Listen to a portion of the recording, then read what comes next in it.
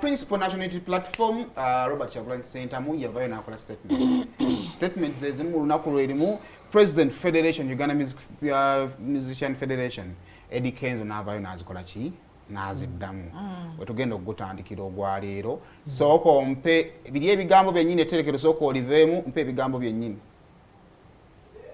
ebigambo ebirala byennyini ebitali tterekero Ero byonna tterekero. Niva mu tterekero gundi. Akayivu. Zanya sebo. Zanya byolina ozanye ebirala. Mwana wa kapala oyo.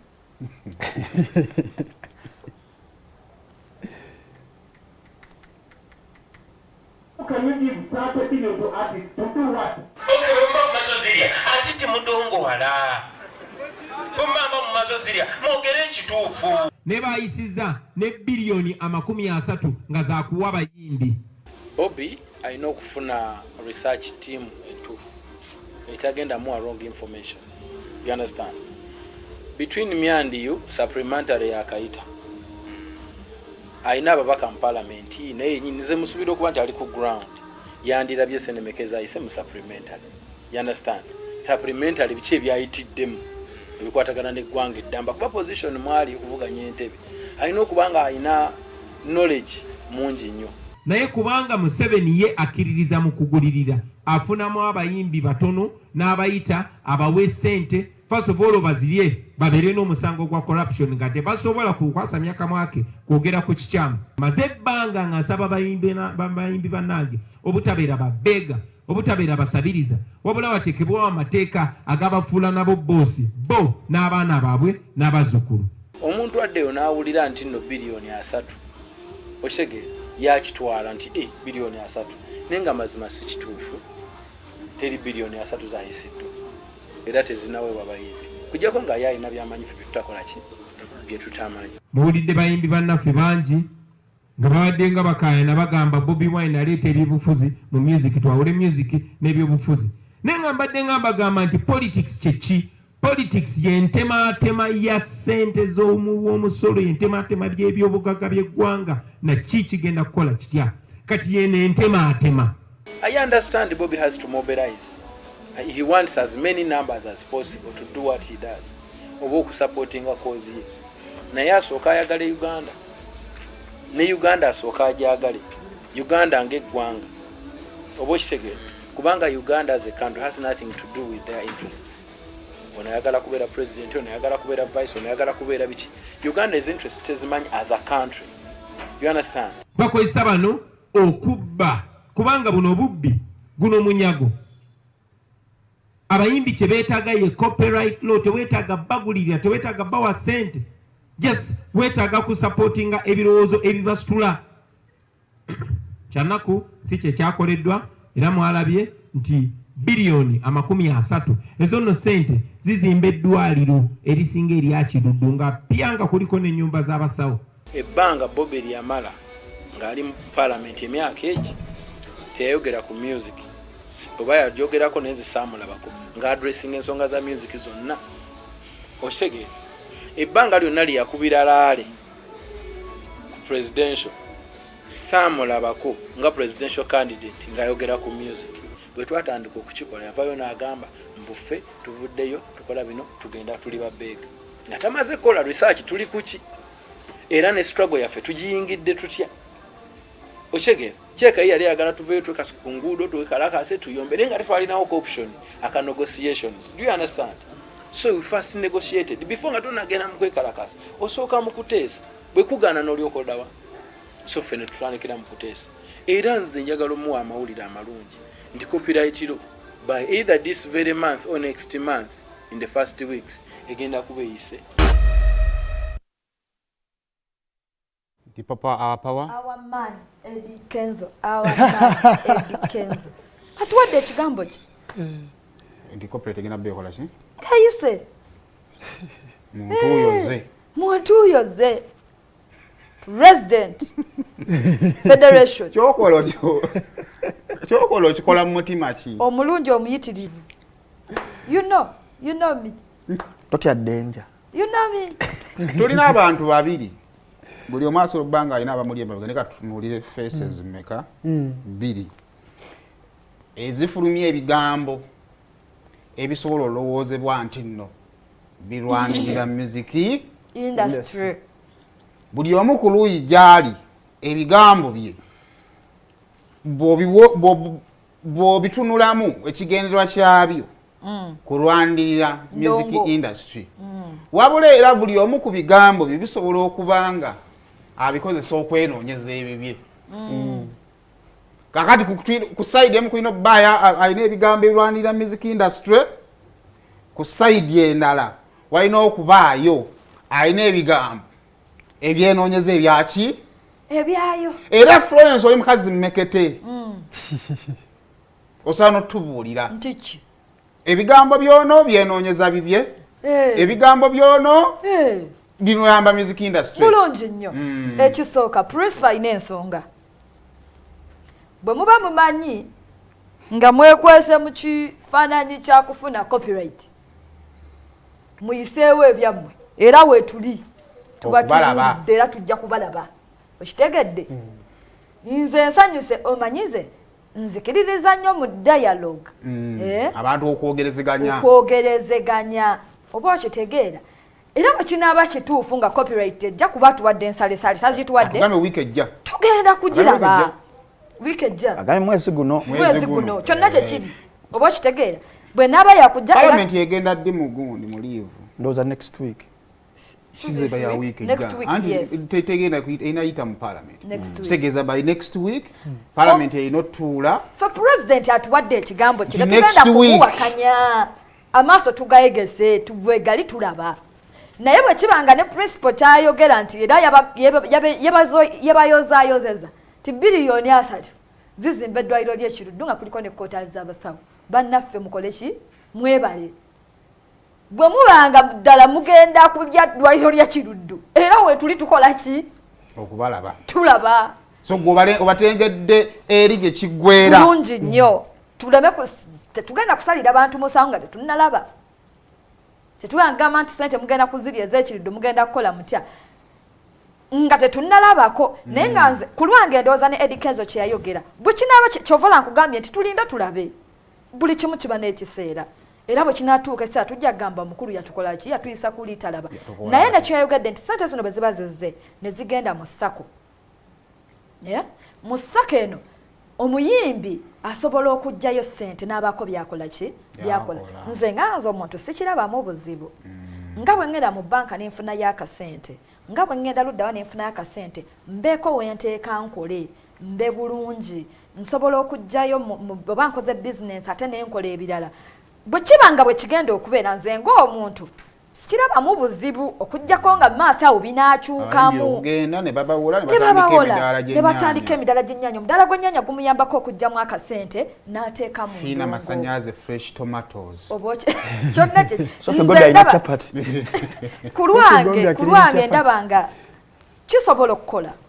Kisobola okukola. Kasirye. Wandisewo. Njagala tutunulire angles ezebbiri okusinziira mu bigambo nga bw'obiraba. Olowooza biriwo ebiyinza okuba nga bigenda kulwanirira nakwagaliza music industry wa awayinza okubeera nga twenoonyeza byaffe? First of all, kyenzo osooka okugamba abantu nti abo abantu ababiri bonna nze Kasirye mbalabira mu kifaananyi ky'abanoonyi ebyabwe first nga tebannalwanirira industry. Yes, principal ayina kaadi ze zazannya ez'ebyobufuzi ne Kenzo ayina kaadi ze zazannya eno. Wabula wakati nga bayisaawo ebyabwe era musobola okuvaamu ekirungi. Lwaki ngamba nti banoonya byabwe? Bonna bakimanyi nti byonna bye boogerako size primary problems ez'endongo. Primary problems endongo ze Uganda selfishness ngera we nakyogerako nti ababiri bonna bali. Endongo eno weeyogera ku music nga kati ono president wa Music Federation lyayogerako. Musicians Federation tekola ku bayimbi bokka. Ebamu abawandiisi, ba producer, bakubi babivuga baki. N'okuviira ddala gye yatandikira abantu abo tebaali ki?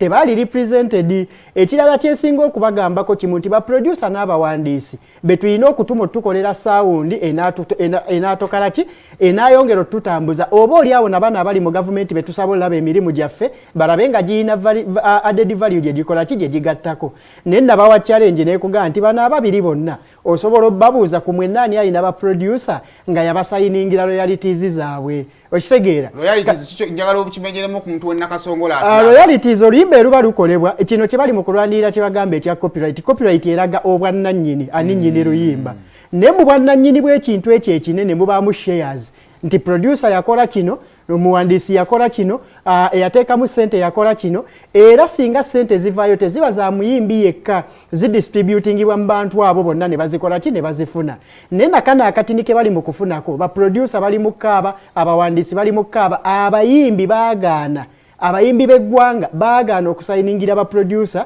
royalties zaabo kati ekintu kino bakifuna mu kyovola boyinza okwebuuza waaba music lwaki ba producer teboogera lwaki abawandiisi teboogera Basiliva Kyagulanyi basajja bawandiisi tulina bajja mikalitya tulina bandi ba producer loni bonna bakola ki basirise lwaki kino ekintu bo already tebakifunamu kati ate gwogamba olwanira copyright oyagala buli omu afunemu oyina kubeera kabonero katandikirwako yita ba producer bawe ebyabwe yita bawandiisi obabyewa ebyabwe stamina atandika okubanga akyamuli akumuli okitegeera then balyoke batandika okukola ki okugoberera tubadde ne ba producer bangi abamaanyi ba Tony Hozi ba Alan baani bagetinga ne frustrated ne bava mu ndongo nasanga didi eyo ku kizinga n'obulwadde mulwadde okitegeera bagetinga frustrated ne bava mu ndongo kubanga tebakola ki tebafuna kankuwa ekyokulabirako kyosobola tegeera amangu olwaleero papazi sport ye Makindi singa ekeera ku makya nga tekyasasula bafumbi nga banyiivu ommere nga bateekamu omunnyo nga ebaagala ne bayiwamu amazzi nga we baagala restaurant eyo tesobola kuwangaala mwezi